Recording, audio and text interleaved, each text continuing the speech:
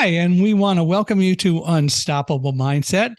This is our latest episode, needless to say, and we're really glad that you're here with us. Today we get to chat with Paige Lewis Sanford, and I'm sure you're all familiar with Paige. Oh, you're not?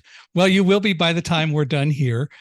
Paige is a fascinating individual. She's worked to help improve and greatly increase the brands of organizations such as Disney and DreamWorks and Universal and my gosh, I don't know what all. And hopefully her influence will rub off and help Unstoppable Mindset, but we're going to see about that. So Paige, welcome to Unstoppable Mindset, and whatever happens, we're glad you're here. Thank you for having me. I'm excited to be here. Well, it'll be a lot of fun, and we'll make it useful and fun in some way or another. And as I told you earlier, one of the rules of the podcast is we got to have fun. So that's as Excellent. Good as it gets. Well, tell me a little about kind of the early Paige growing up and all that sort of stuff. Well, I am a Phoenician. I grew up in Phoenix, Arizona. So I am a lover of the sun to this day and had a really lovely childhood. I have a younger brother. He's 14 months younger. We were very close, and we spent a lot of our days inventing things and laughing a lot. My parents instilled a lot of curiosity in us. I'm grateful they exposed us to a lot of things. So whatever we wanted to try, we got to try. Even gymnastics, which I failed at. I was terrible. But thanks to my parents, I have a strong love of music. I have a lot of curiosity, and they made me who I am today. So you grew up in Phoenix in Arizona. Well, I've been there a number of times. We spent part of our honeymoon, my wife and I, a long time ago, at the Point Tapatio Hotel. Oh yes, I think I had a prom there at one point. Ooh. Well, and our last night of the honeymoon, we went to the restaurant at the Point Tapatio, which was up on the top of a mountain. And I think one way you look in there, you see Phoenix, and the other way, I think, is Scottsdale, if I recall. I think Scottsdale or Paradise Valley, yes. And I think it was a restaurant called A Different Point of View, which was cute. Yes, and I've been there. My wife bought a lobster, and she thought it would just kind of be a typical lobster. It ended up being a 3-pound lobster, and she didn't know what to do with it all. Oh my goodness. That's a lot of lobster. That was a lot of lobster, but it was our honeymoon, so it was worth it. And the other thing is that was when they made Caesar salad right at your table and actually created the dressing right at the table using raw eggs and everything. Still the best dressing I've ever had.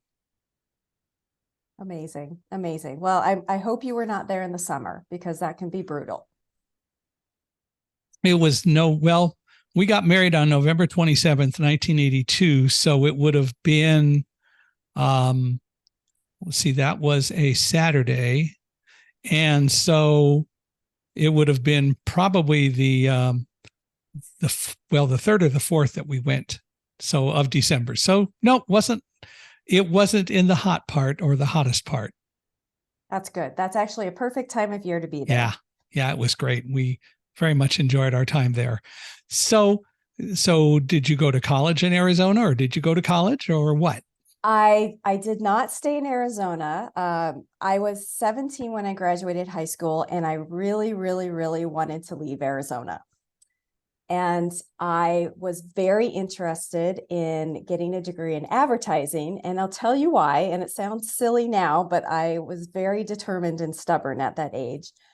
I was fascinated. Couldn't be. Yeah, I know. Ask my mother. She just could not change my mind.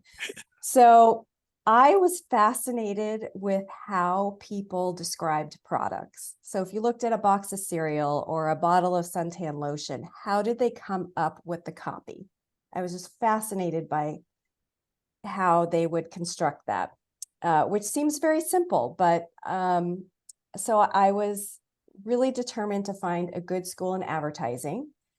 And one of them was the University of Texas at Austin. Uh-huh. I also wanted a very traditional college experience. I wanted the football. I wanted the, big, Grecian looking buildings and grassy lawns, and never thought I would like Texas, but fell in love with the campus. And so that is what I chose. In retrospect, it was way too big for me. It was 49,000 undergrad. I knew nobody. This is a theme in my life as I put myself in situations where I don't know anyone. It's uncomfortable. But I loved it. I did enjoy it. I learned a lot. I had a minor in Japanese at that point too. And after I graduated, I wanted to become conversationally fluent in Japanese. And surprisingly, in college, we didn't do a lot of speaking Japanese. It was a lot of reading and writing. Yeah. So I had an opportunity to go to Tokyo and work for one of the divisions of Estee Lauder, so a cosmetics company. And some of you may remember the line Prescriptives. Michael, I would not assume you would know this line. They had just opened in Japan.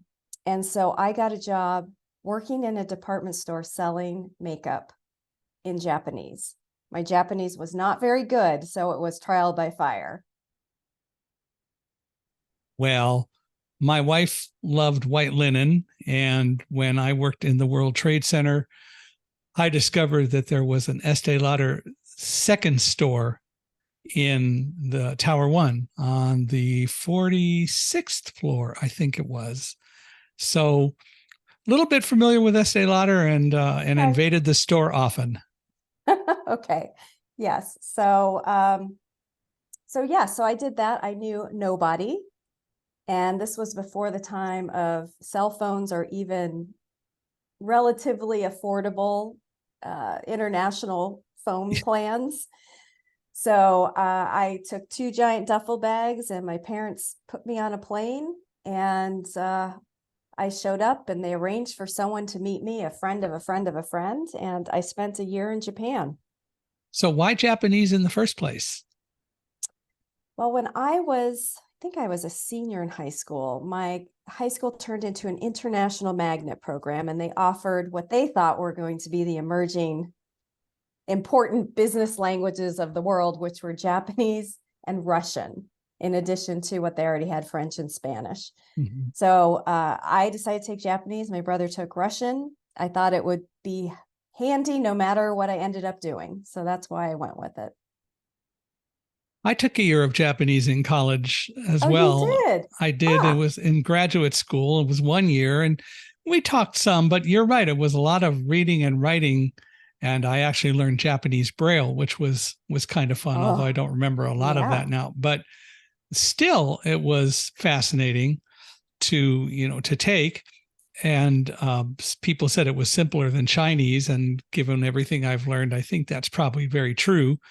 But I've spent time since in Japan. When Thunderdog, our book, was published, it was also published in Japanese. So in 2012, I went and spent 2 weeks over there, and literally with the publisher of the book in Japan, we traveled all around Japan, took the bullet train from Tokyo to Hiroshima and all sorts of places in between, which was a lot of fun. Did you use any of your Japanese while you were there? No, I didn't remember enough. It had been way too long. So I didn't practice up enough to keep it going all that well. I understand that 100%. Yeah, but that's okay. But I understood a lot about the customs and the people, and that was a big help as well. Yes, absolutely. So what did you do after a year in Japan? Well, I came back. I was ready to come back. Yeah. It was a great growing experience, but it was challenging, and I missed America. So I came back and I worked for a promotions company. And while I was there, the CEO introduced me, 1, to Disney, and 2, to his graduate school, which was an internationally focused MBA program. So I ended up going to Thunderbird. Some of you may have heard of it. It's the International Business School of International Management. It's now part of ASU, and finished my international MBA, studied more Japanese. And then at the end, when I was interviewing for jobs, there was a job at Disney. And I really thought I was going to do international business and work with Japanese companies and, maybe Toyota or something like that. But this job at Disney came up and I was fascinated by it. So luckily I ended up getting it. It was in the home entertainment division of Disney, which was, back then it was VHS tapes. If you remember those VHS tapes? I do. Yes. The very, very beginning of DVD. So I took the job and I moved to LA, and again, didn't know anyone. My brother was there, but really didn't know anyone. And that VHS started, and not beta, huh? yeah, the VHS had won the war, so Had won the beta was war, yeah. gone. Yes, it was VHS. Yes, thank you for remembering that. So your brother was in LA. He was in LA. Yes, he What was was in he Santa doing? Monica. He went to school at Loyola Marymount Ah, to study recording arts. So he's a composer and he writes music for commercials. oh, cool. Yeah, he has a very cool job, very successful. So what did you do in home entertainment at Disney? I started out in retail marketing, which means I was helping sell in movies to the big brick and mortar retailers. So Walmart, Toys R Us, Target, all of those. And I did that for a few years. And then I moved into brand management and was actually working on the strategy for selling some of the new releases. Hmm. Mhm. And I was there a couple of years, and then a few of the Disney people moved over to DreamWorks. Everyone remembers DreamWorks. Mm-hmm. When DreamWorks started, Jeffrey Katzenberg went over there, and then a couple people I knew from Disney, and they recruited me to come over to their home entertainment division, which was very small and very entrepreneurial, but a very exciting time to be there as they were building the business and figuring out. I got to work on Shrek and The Prince of Egypt and Gladiator, Saving Private Ryan, a lot of those really great fun movies. So that kept you busy for a while. Mm-hmm. And then I moved over to Universal and spent 16 years at Universal Pictures in home entertainment.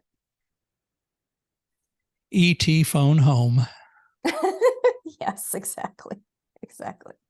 I didn't get to work on that movie, but I mainly worked on the family movies. So a lot of animated movies, Shrek, continue with Shrek and Despicable Me. I actually worked on a lot of the Barbie movies, which was really fun. And eventually worked my way up into senior vice president, which was my pinnacle, which was what I had really wanted to achieve in my career. But then, as we talked about a little bit, some bad things happened at that point in my career. What kind of things happened that you want to talk about? Well, I ended up in a very dangerous burnout situation. So I had been promoted to senior vice president, and soon after that, a couple major things happened in my life. My father died, and then a couple very close friends passed away. So that sort of shifted how I approach life and what I thought about my priorities. Mm. At the same time, Universal was having its biggest year ever. So it was the year of Jurassic World and the latest Fast and Furious movie. I think another Despicable Me. It was just a very, very busy year. And I noticed I started having these symptoms. So I was getting sick a lot. I was really irritable and cranky. People actually had to come mention to me that I was acting a little out of character. I was getting strange things, like I had this rash on my face for no reason. And then, I just ignored all this and kept working because I was an achiever and I just wanted to get the job done. So then I had this pain, and I'll just say it on my butt, on my right butt. And it got so painful that I couldn't sit. And I thought, okay, well, maybe a spider bit me or something. And then at one point, it got so bad that I had to work from home lying down. And at that point, a kind colleague said, Paige, I think you might want to have that looked at. So I was like, all right. And, it was getting bigger and more painful. And so I went to my dermatologist. She took a look. She called in her colleague to get a second opinion. And then they said, all right, we've called the ER at the hospital next door. We need you to go there right now. So what I learned is that I had contracted MRSA, Ooh. which is, an antibiotic resistant staph infection. And it's so dangerous that if it gets into your bloodstream, it can kill you. So I was admitted to the hospital for a week. They gave me a very heavy duty antibiotic that works on this. It's so strong that it made my veins collapse. So they had to put in a PICC line. And it was, like they say, it was my wake up call. Mm-hmm. What year was this? This was 2016. Okay. So that was your wake up call. That was my wake up call. And then I went and I had to take a month off of disability.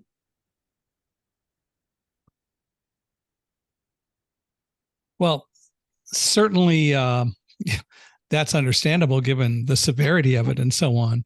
Yeah. And what did you do or think about during that month and then going forward? Well, I realized as I, lying there in the hospital, that something wasn't working, obviously. And I really didn't understand how this happened. How did I get a staph infection on my butt? And I just figured I really needed to make a change. I wanted to live. I did realize that. And I wanted to get healthy. I mean, something was really out of whack. So this is what really did it for me. I came back in January, and this was the time when Carrie Fisher and Debbie Reynolds had passed away. Yeah. And I went into a meeting, and this was the first meeting, my first day back. And what was brought up was, Debbie Reynolds just died. Do we have any movies we can put out and leverage this? And that just hit me as being so distasteful. And I realized this is not the business I want to be in anymore. This doesn't fit. So about a week later, I went and I quit. I quit my job, nothing lined up, no idea what I was going to do, but I knew it was the right thing to do. Yeah, that just certainly seems like a pretty insensitive thing to say. I understand some people do that, but gee, when do you draw the line and recognize maybe it's a time to just let people mourn? I mean, look at Debbie Reynolds for such a long time, and all you're going to do is try to promote you and the brand. Gee, does that really make sense? Yeah. Right. It just seemed a little gross to me. So I quit, and then I realized that I needed to figure things out. So the antibiotics, I realized after doing a lot of research, had completely wiped out all the good bacteria in my gut. And I learned that you have to have that good bacteria to stay healthy. Yeah. So, and I also was a Diet Coke addict, big time Diet Coke addict. And I learned that one Diet Coke can destroy your gut biome. So I quit Diet Coke. It was not easy, I will tell you. I don't know if you drink it. No, I'm more of a water drinker, I gotta say. Okay, I've never been that much of a soda drinker. That's a lot better for you. Yeah. So I figured out my health, and then I started trying to figure out why this all happened to me. I was just going to ask you what you decided about why it occurred. Well, one, I learned a lot about burnout, and that stress can kill you. And that this staph infection was a literal sign. It was a literal pain in my butt that my work was a pain in my butt. And I needed to find something different. And after really thinking about things, I realized my values had shifted. Mm. So my values were no longer aligned with the work I was doing. And that caused a lot of friction and disengagement and stress. And so then I wanted to figure out, okay, all right, I understand that this job, marketing movies, isn't a good fit anymore, but what is? So I let curiosity kind of lead me. And I did some research. I found this great book. I don't know if you've heard of it. It's called What Color is Your Parachute? Mm-hmm. It's been around forever. I think I been used around it in my forever. 20s, forever. And so I picked it up again, and it had me really think about, what am I good at doing? How do I use my brain? What really drives me? And I also did some work figuring out what my new values were. And I realized I really like the mentoring part of what I do at work. I like, solving problems, and I like helping people rise to their full potential. So then I started looking into, well, do I want to become a therapist? Not sure I want to go back to school again for that long and spend all that money. So then I started talking to coaches, executive coaches. And I realized, well, they do a lot of what I think I want to do. And they also can give you specific direction and steps to take. So unlike the therapist model where it's just a lot of questions, you can actually draw upon your experience and share that to help people. And so, And so I actually, because every day what I would do is I would get up and I would read. I would read articles, and I would just sort of follow the breadcrumbs. And I stumbled upon a woman who wrote a really great article. I reached out to her. She was a coach, and she was so motivating in that one conversation that I ended up writing an article, and ended up deciding I wanted to go get my coaching certificate. So this was end of 2017 into 2018. So I ended up getting my coaching certificate and started working with women so that they wouldn't end up like I was. I really don't want, there was no reason I needed to hit that level of burnout. tell me, well, first of all, a little bit about why do you think you actually contracted MRSAs, and why do you think that, or how do you think that happened, or do you really know? I think my immune system was so beaten down and compromised that it happened. I don't know how it got there. I honestly don't know. I promise you, I'm a clean person. I take showers. I'm not like wandering around rubbing myself in dirt. I just think, there were signs leading up to it, other smaller illnesses, and my body finally was like, okay, you're done. But I Yeah. don't know. I don't know the source. Mm-hmm. Good question.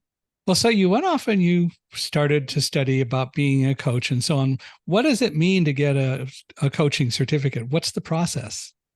Oh, that's a good question. Well, there are lots of different coaching programs, and the one I chose is based on human needs, psychology, and behavior. So I had been through a lot of leadership programs through my days as a marketing executive. So I knew a lot of the traditional leadership procedures, methods, whatever you want to call them. So I really wanted to get into almost kind of going back to why I got into marketing, why people do what they do, what's driving them.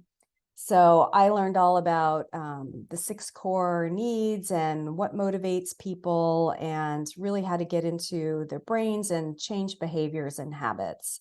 So it was 100 hours of training. I think I did it pretty quickly. I was motivated. I think I did it in about 4 months. and then was certified. And then there are all different types of coaching programs. Some people do a mindfulness route. Some people just do a very traditional corporate route. So I wanted to kind of balance out what I already knew. Well, so you went ahead and did that and you got certified and have been coaching ever since? I have. I've been coaching for about 6 years and also doing, marketing consulting, because I like to keep my toe in that part of the world also. So what, tell me a little bit about the coaching program or what you do then, and how do you help people, and where do you help people all over, or where does that all come from? Well, luckily I do everything virtually, so I can help people no matter where they are. My specialty is helping women executives. I want to help them excel in their careers without impacting their well-being. Someone once told me, when you become a coach, your mess becomes your message. So clearly, yeah, my story of burnout is something that really drives me, and it's a passion of mine. So I typically work with women executives who are director level all the way up to C-suite, and they come to me often. My earpiece keeps falling out of my ear. They come to me one, because they aren't loving their job anymore. They don't know why. They want a career change. They're in some sort of toxic work environment and don't know how to manage it. They are experiencing signs of burnout. They don't have the tools or skills to deal with it. I help a lot of people who are wanting just to jump a level or two in their career. So helping them with executive presence and managing teams, a lot of traditional leadership development skills. So I love it tremendously, and it fits really nicely with my values. I had a conversation yesterday with two women who also are very heavily involved in leadership and coaching, but a lot of corporate leadership training. They have developed a program that they describe basically as, the company is Missing Logic, and the program is based on polarity. They talk about the fact that everything is really about polarity, and like breathing is polarity, exhaling and inhaling. You got to do them both. And whether you're dealing with work or life, polarity, again, you've got to really understand that both are part of what your world ought to be. And so many people get stressed out because they don't really look at trying to balance polarity, which is really pretty fascinating. We had a great discussion about it. Yeah, that's an interesting way to think about it. I've stopped saying work-life balance and I call it work-life harmony, because it's never equally balanced. Right. But at the same time, what Tracy and Michelle would say is that you need both poles, and it's a matter of finding how to have I keep saying balance, but to have some sort of making both poles work to help each other, because one or the other isn't going to work. That makes a lot of sense. Yeah, I agree with them. It's a lot of it was a very fascinating discussion. But in your case, so you do that, and you don't necessarily use those terms, but it sounds like you end up getting to the same place. So you've been doing that now 6 years. Yes, that is true. 6 years. It's gone quickly. So you think you have now found a niche that's going to last a while? I think so. We still have a long way to go in getting women to an equal playing field as men. Unfortunately, it is improving. But there are a lot of things that still need to improve. So, for example, women experience burnout much more than men. 43% of women executives experience burnout. Men, only 31%. And I think it has to do with the kind of silent responsibilities a lot of women take on, whether that's childcare, caring for elderly parents. It's taking more on at work that's sort of outside your job responsibility or your job description.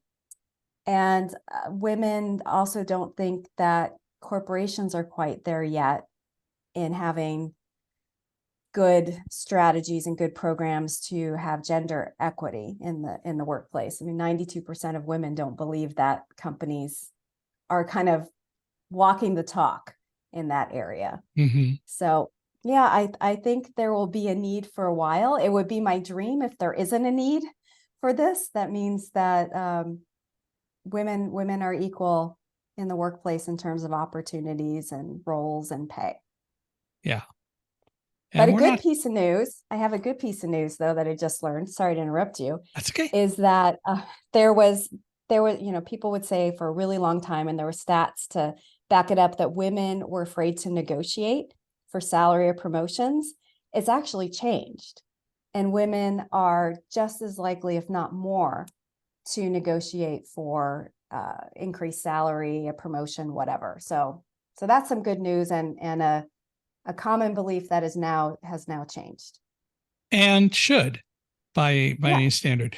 We haven't seen a lot of that yet in the world of persons with disabilities. We're still, even though we are by any definition the second largest minority, or maybe the largest minority, well, it would be the second because there are more women than men, although people keep saying women are the minority. But in a physical sense, there are more women than men. So either way you look at it, disabilities is the second largest minority, but the most excluded from any of the conversations or any of the real involvement in the workforce, which is why we continue to face an unemployment rate in the 60 to 70% range among employable persons with disabilities, like especially with blind people.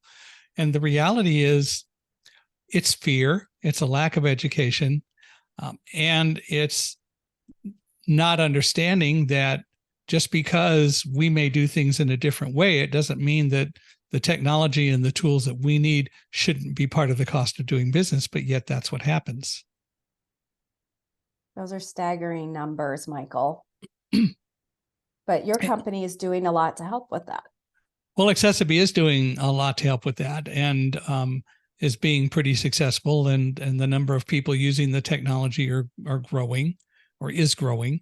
And Accessibility is working on some programs to really teach more people about internet access and website development with access and accessibility. So hopefully that will continue and we'll be able to make more strides. But it is a thing that we face on a regular basis. Mm-hmm. Yes, it is. So for what you're doing and so on, you've talked a little bit about burnout. Are there different kinds of burnout, and do you deal with them all the same way? How does that get addressed? Yeah, that's a great question. I think people generalize the term burnout, and they'll, when someone is just stressed, they'll say, "I'm burned out." The actual technical definition of it from the World Health Organization is that burnout is chronic stress in the workplace that hasn't been successfully managed, which puts a lot of onus on the person, right? It's like, you haven't successfully managed it. The company's not really helping you set up any systems to help you with it. You, the person, have to deal with it. But which is also, it seems to be not totally fair either. Right.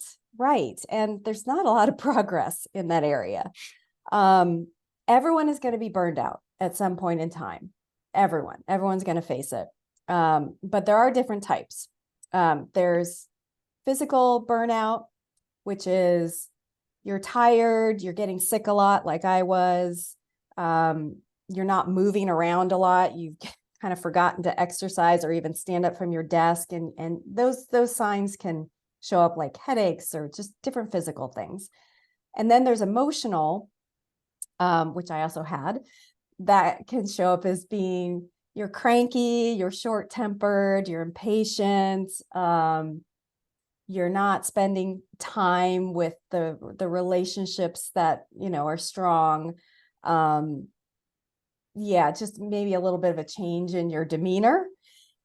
Then there's mind related burnout, which is when you're kind of in that fight or flight mode and you're spending a lot of time putting out fires at work, you're distracted, you can't focus, that's that type. And then the last one is burnout of the spirit, which often can show up as being bored. So a lot of people get really bored or uninterested in their job or whatever is important to them, and they don't realize that it's burnout. And so that could be you're doing a lot of things at work that just really aren't aligned with what you do well, what you like doing. And so you just kind of check out. Do you find though that people that are in that situation oftentimes haven't really sat down and analyzed what they really want to do, or analyzed, am I really doing the right thing? And that 100%. contributes to it.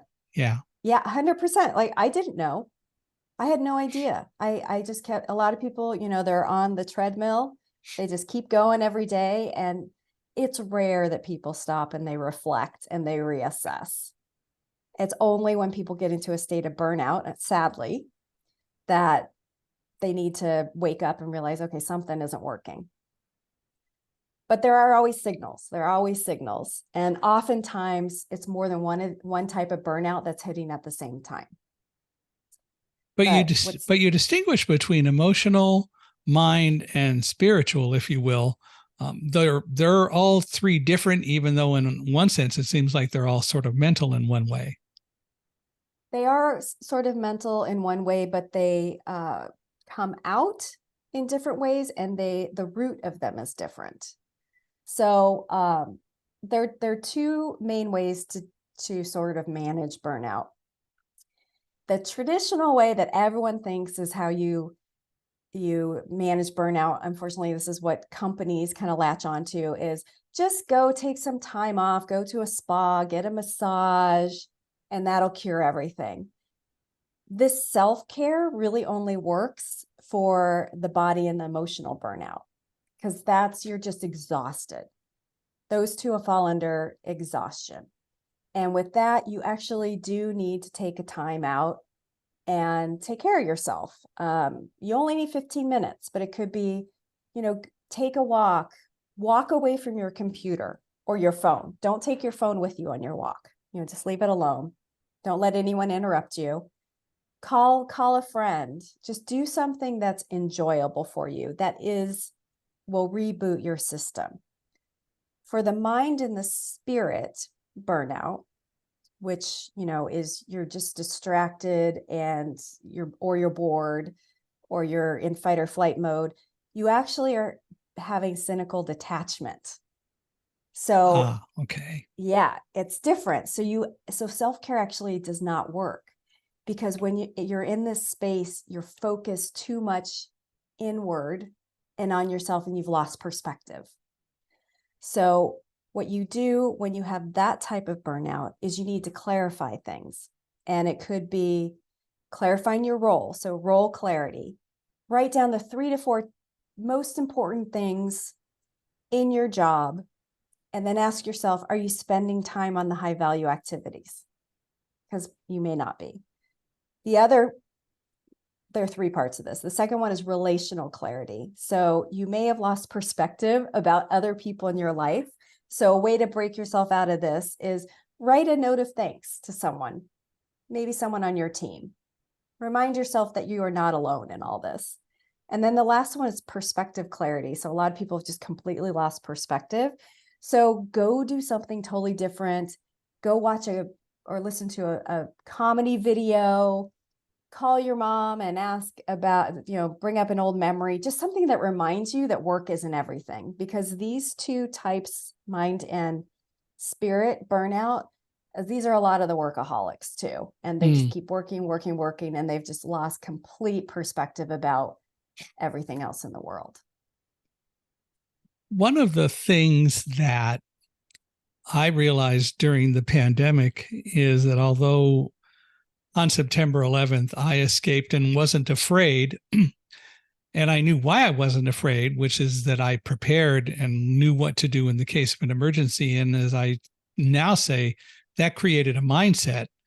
But what I realized is that the fact is we can control fear and we can control a lot of what we do, but we have to be mindful and we really need to keep things in perspective. And one of the best ways to do that is to be introspective in our lives and really practice that until it gets to the point of being a habit and you develop that whole introspective and self-analytical muscle. And so we're writing a book about all of that, and it'll be out next year, and we're going to talk about how to control fear and not let it, as I would say, blind you or paralyze you or overwhelm you. But how do we get people to start to be more introspective in their lives and in what they do, and recognize that that's an extremely valuable thing to do? You make a really, really good point. I think a lot of it, like to your point about habits, a lot of us have, that inner critic who is just saying, you're not good at this. You shouldn't try to do this. You've always done it this way.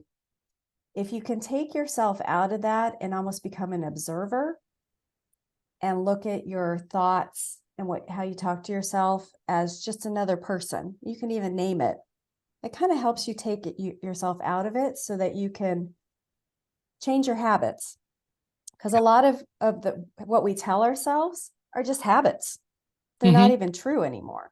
They're based on beliefs that you made up a long, long time ago and had value back then, but they're not even true anymore. So I think we just need to be aware and stop ourselves and remind ourselves when we're thinking things, ask yourself, is this really true? Or is this just a habit? Good point. And I also learned that along the way, I always used to say, and I still do this, but I record presentations that I give so I can go back and listen to them. And I always say that I love to do that because I'm my own worst critic. Nobody's going to be as hard on me as I am. And I learned that's the wrong thing to say. And that's the wrong way to approach it, because in reality, even teachers can't teach me. They can present me with information, but ultimately I have to teach myself. And in fact, it's not that I'm my own worst critic. I'm my own best teacher. And if I turn it around and use that terminology, then it becomes more of a positive process to look at things and think about them and teach yourself, even when something doesn't go well. And even when it does go well, what can I better learn to even make it go better next time? I'm my own best teacher is such a more positive thing to say. I love how you reframe that. That's a great way to look at it. And also, we talk to ourselves worse than we would talk to our friends. Yeah. Which is just crazy. In reality, we should talk to ourselves and really get better at thinking about things and saying, okay, well, how do I deal with it? Don't hide from it. And no matter what it is, allow yourself to teach yourself how to deal with it. And it's practice. It practice. is. And then it will become a habit. Yeah. And just like we talk down to ourselves and criticize ourselves, it's just a habit. Yeah. And it is a habit that we can break. Absolutely. And it's just practice. It's just practice, and it's micro steps. You don't have to get it perfect the first time. And we forget, we're not supposed to be perfect beings. We're supposed to be in this world to try new things and learn from them. And we just are so hard on ourselves that we have to be perfect at every single thing we do. And oftentimes other people aren't even paying attention and they forget about it. Much more quickly than we do.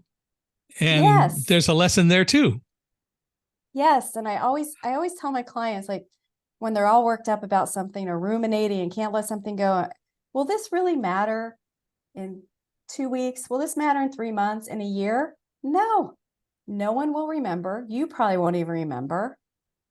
To your point, learn from it and just let it go. It's hard. It's practice. I get it. But just to put Well, things in perspective, it usually is not as important as we think.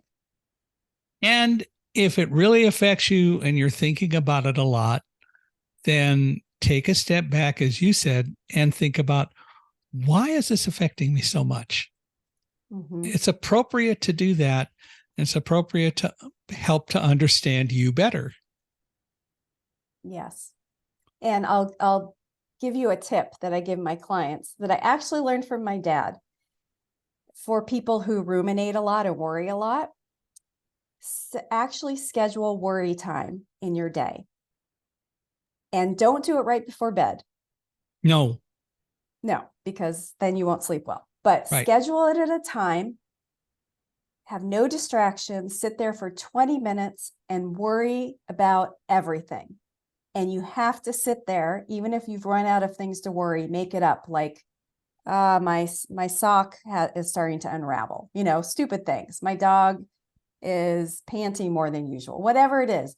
But Or the I point can't figure is, out anything to worry about. I'm worried about that. right, exactly. I'm worried about that I have to sit here and Paige said I can't move for 20 minutes. Yeah. So you do that every day. And what'll end up happening is, one, you'll realize you don't really have that much to worry about. Two, you train yourself that you can only worry during a certain period of time. So you're not spending your whole day worrying and ruining your day.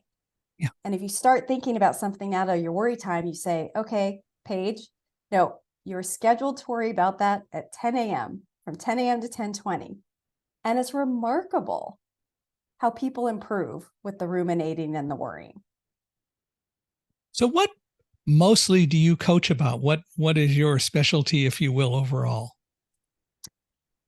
My specialty is helping women leaders excel in their careers without impacting their well-being. So a lot of that is what we've talked about today: how to handle burnout, how to manage your thoughts, how to improve your leadership skills. I mainly work with pretty senior women who don't have anyone else to talk to. And this is a theme that I've come across a lot. And I felt myself is a lot of women leaders don't think that they have people they can talk to at their companies or within their industries. Yeah, and that was what I was going to get to. Is it true that they don't, or they just don't think they do have people to talk to? Well, a lot of times it's difficult to talk to people. I do work with an amazing organization called Chief, and they're a private network for women. But what they've done is they have put together peer-based groups. They curate these groups of women at similar points in their career, similar levels, so that they have a safe space of peers from whom they can learn, get different perspectives. Because when I was first, talking with Chief about coming on as one of their first coaches, I said, if this had existed when I was at Universal and burning out, I would not have burned out. Mm-hmm. Because a lot of the struggle is feeling like you're the only one and not having the tools and the skills to manage through it. And a lot of times we don't look for people to talk with because we just feel that we're an island in the middle. And I don't want to talk to people who work for me because that wouldn't be good. I mean, there are just so many excuses that we can come up with. Yeah, or you're embarrassed and you think, or you're embarrassed. I'm the only one who's dealing with this. I must be crazy. Imposter syndrome comes in a lot. So no, almost everyone is going through the same things. And it's just really reassuring and helpful to know that other people are going through it and can share some ways that they have managed it. It's these meetings are so powerful. I can't even tell you. They really, really are amazing. What do you say to people who are thinking of a career change or who don't know where to start? Because I'm sure that comes up in what you do. It does. And it can be really scary. And I think people don't give themselves enough credit. What what helps most of my clients and help me is having a mindset of curiosity, because I know for a fact that people have transferable skills. It's just getting curious and following the breadcrumbs to find out what else is out there that aligns with my values, that motivates me, and that uses my skills that I can do. So one of the exercises I have people do is to think about some activity that they're doing. It doesn't have to be related to work, where they are completely, what you would say, in flow, meaning they lose track of time, they forget to eat, they know that they're kicking ass at what they're doing, and they are loving it. So it could be, for example, gardening. Who knows? It could be gardening. Yeah. And so then what I ask them to do is, okay, really, really dissect what you're doing. How are you using your brain? Maybe you are researching the different kind of plants that work in your soil. Maybe you are laying out where they go. Maybe you are looking at the different seasons and what works best at what time of year. And then how are you interacting with people?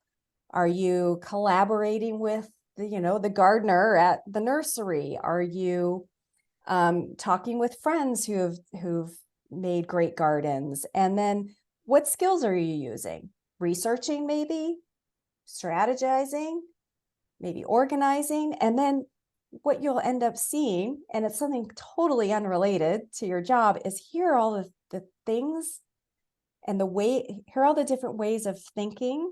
Here are all the skills I use, and here's what I love doing. And you find this intersection, and then you use your curiosity to find out, okay, what industries are interesting and what are the jobs? You reach out to people. It's curiosity. If you lean into curiosity, you cannot go wrong. And all too often, we don't.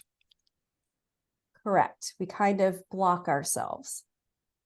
And many times we're discouraged from it. I mentioned earlier the whole concept of, if I've been talking to people this morning about people with disabilities, and somebody said, what can we better do to improve the world for people with disabilities? And my response was, include us in the conversation. And so many times I can be somewhere, and when my wife was alive, with her, she was in a wheelchair, and people would come with their children, and we'd be in a store or whatever, and a child would ask a question and say, I want to go meet that person. I want to go look at that wheelchair. And the mother would say, no, don't do that. They might not like it, or that dog might bite you. And we discourage curiosity, especially in children, who are the most curious people of all. Mm-hmm. Yes. And wouldn't it be great if we could bottle that curiosity and take it with us our whole lives? Yeah. It's important to do that.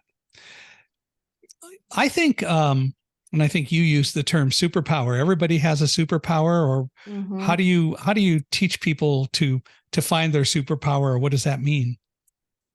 Yes. This is an important piece of finding a career that works for you. And so if you think about a Venn diagram, I'm a big fan of Venn diagrams. There are 3 components. So they're your values. You have to get really clear on what your values are, what you are good at doing, and what you love doing. So when what you love doing intersects with your values, you have a passion for what you're doing. So let's say your values are adventure and learning and experiencing new cultures. You may be passionate about traveling. So you can kind of see how those work. Mm-hmm. Now, when your values connect with what you're good at doing, you're going to be engaged. So if you are really connected and aligned with your values at what you're doing for work, you'll be engaged, you'll be interested, you'll be connected, you'll still be excited to go in every day and do your job. And then what you love doing and what you're good at doing intersect. And I mentioned this a little bit before, you're in flow. So that's when you just are just completely happy because you're doing what you love and you know you're doing your best at it. So the superpower comes in when those three things connect, when your values, what you're good at doing, and what you love doing connect. And I truly believe everyone can figure this out. Once you know that, you can find a career that meets that 80% of the time. If you have that, you'll be happy. You'll be happy in what you're doing. So it's a little bit like the Japanese term of ikigai, which is finding your purpose. I don't know if you're familiar with that. Remember that? Yeah. And that actually has been attributed to longer life. So this idea of ikigai, or finding your superpower and living to that, will make you happier, but it also help extend your life because you're getting up every day and you're doing what you love doing and what you're good at doing. And I find that when people are happy, they self-motivate themselves. And in general, they have better days. Yes. Yes. And the bad days can roll off a little easier. Yeah. Yeah. We need to learn to live more like dogs, and live in the moment and forget all the other things. And there are so many things we can't control, and we worry about them. Dogs don't. Right. I would like to come back as a dog. Dogs have the best lives. Yeah. And I think we also have this culture of busyness being the new status quo. And we forget that we're human beings and not human doings. And I think that's where people get in trouble. We so greatly overanalyze everything and not necessarily in the right way. And again, as we talked about, we don't step back and really look at it, which is part of the problem.